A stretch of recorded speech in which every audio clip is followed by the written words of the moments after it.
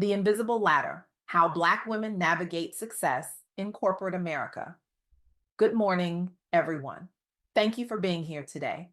I recently had the privilege of interviewing Shavocki Fulcher, a remarkable woman whose journey through corporate America reveals powerful truths about resilience, determination, and the unique challenges faced by Black women in professional settings. Shavocki isn't just an executive who climbed the corporate ladder. She's a visionary who's redefining what that ladder looks like for generations to come. Her groundbreaking work in creating pathways for Black women in leadership positions has transformed entire organizations and touched countless lives. Her story and insights aren't just inspiring, they're revolutionary. Imagine climbing a ladder where some of the rungs are invisible to you, but perfectly visible to others. Imagine having to work twice as hard to find these hidden steps while others effortlessly ascend. This is the reality for many Black women in corporate America, a reality that Shavocki Fulcher knows intimately. What struck me most about my conversation with Shavocki was her unwavering commitment to authenticity in spaces that often demand conformity. Bring your whole self to work, she told me, but understand when to modulate certain aspects of your personality depending on the environment. This delicate balance, being true to yourself while navigating systems not designed with you in mind, is a skill that Black women have mastered out of necessity.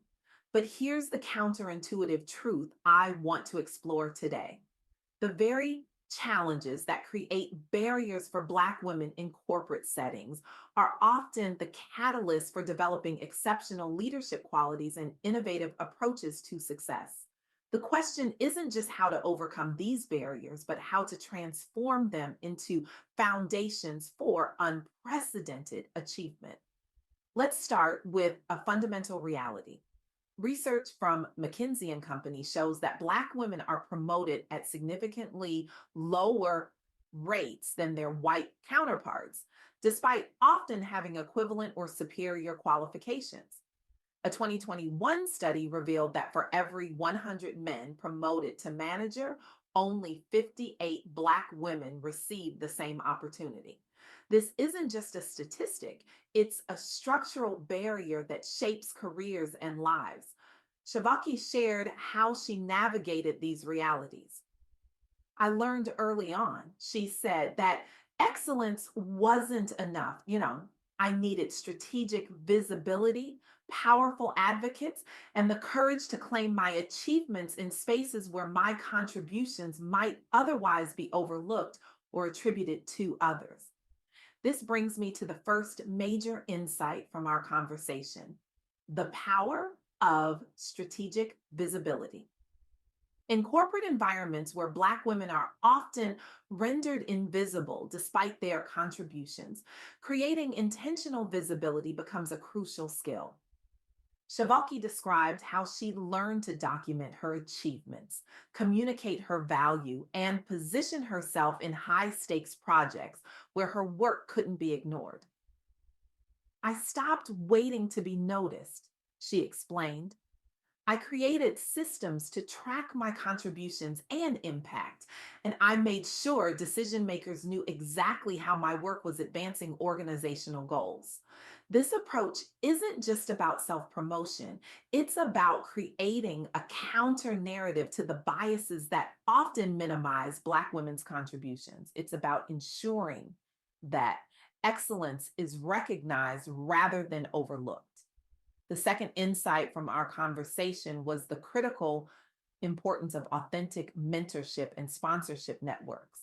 Shavaki emphasized that having mentors who share your lived experience is invaluable, but equally important is developing relationships with sponsors who have positional power and are willing to advocate for you when opportunities arise. My most powerful career advancements came when someone with influence was willing to put their reputation on the line for me, she noted. And often these weren't people who looked like me, but they were people who recognized my value and were committed to creating more equitable systems. This highlights an important distinction. Mentors guide you, but sponsors champion you. For Black women navigating corporate spaces, both are essential. Mentors help you understand the unwritten rules, while sponsors ensure you're considered for opportunities that might otherwise remain inaccessible. The third insight from my conversation with Shavocki was perhaps the most profound: the transformative power of community. I never climbed alone, she told me.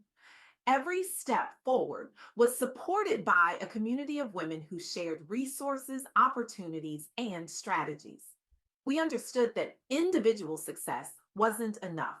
We were committed to collective advancement. This approach challenges the competitive individualism often celebrated in corporate culture. Instead, it embraces a model of success that lifts as it climbs, creating pathways not just for personal achievement, but for systemic change. Shavocki described how she and other Black women executives created informal networks where they shared salary information, negotiation strategies, and insights about company culture. These communities became powerful incubators for leadership development and career advancement. We created the support systems we needed, she explained. When official channels failed us, we built our own infrastructure for success. This brings me to a powerful quote from Audre Lorde that Shavocki referenced during our conversation. Without community, there is no liberation.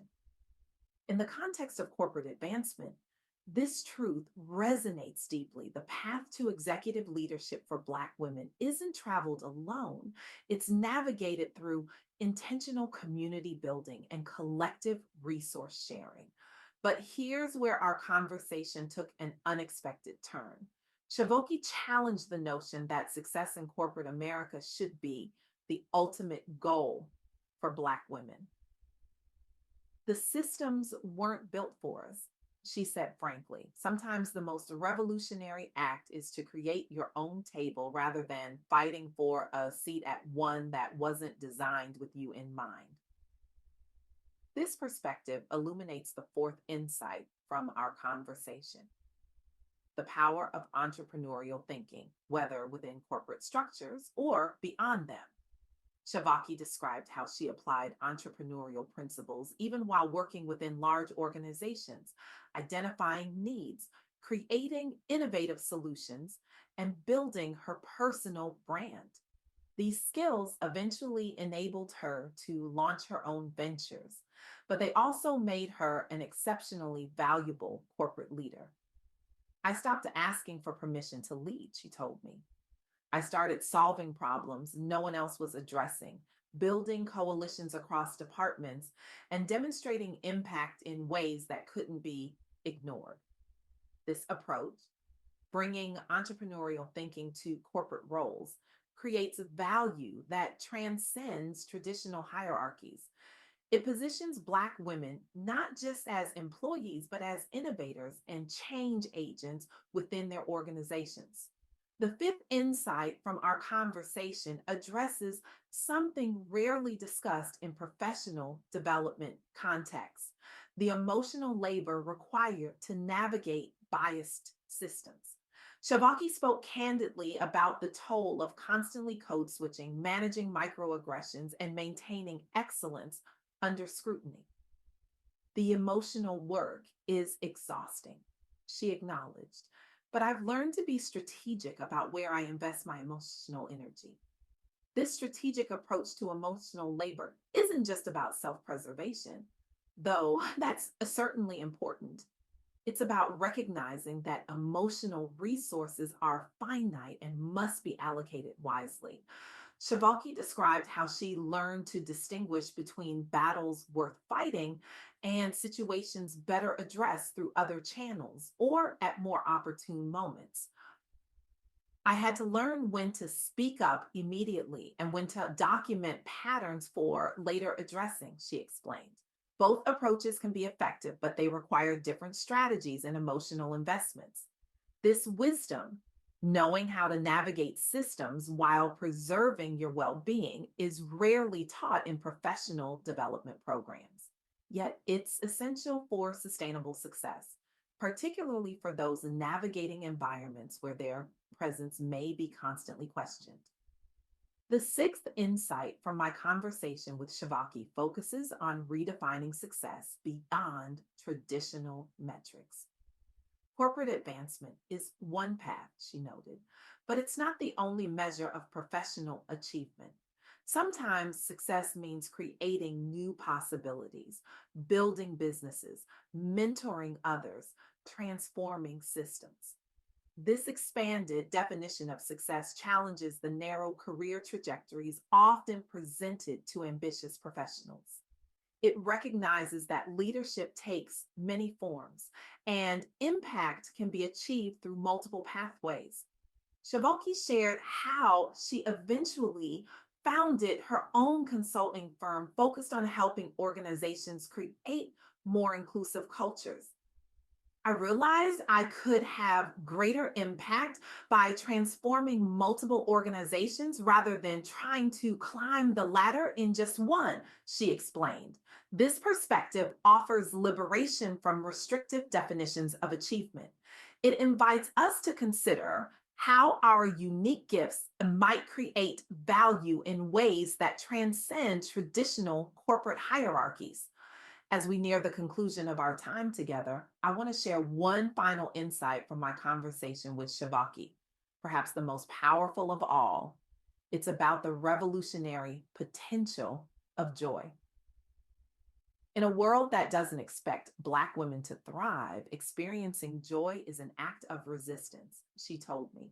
Finding pleasure in your work, celebrating your achievements, and creating space for delight isn't frivolous, it's essential. This emphasis on joy challenges the narrative that success for Black women must be characterized by struggle and sacrifice. Instead, it positions joy as both a right and a strategic resource, a wellspring of creativity, resilience, and sustainable excellence. Shavocki shared a personal affirmation that guides her work. I am worthy of success that doesn't require suffering. I deserve achievement that brings joy.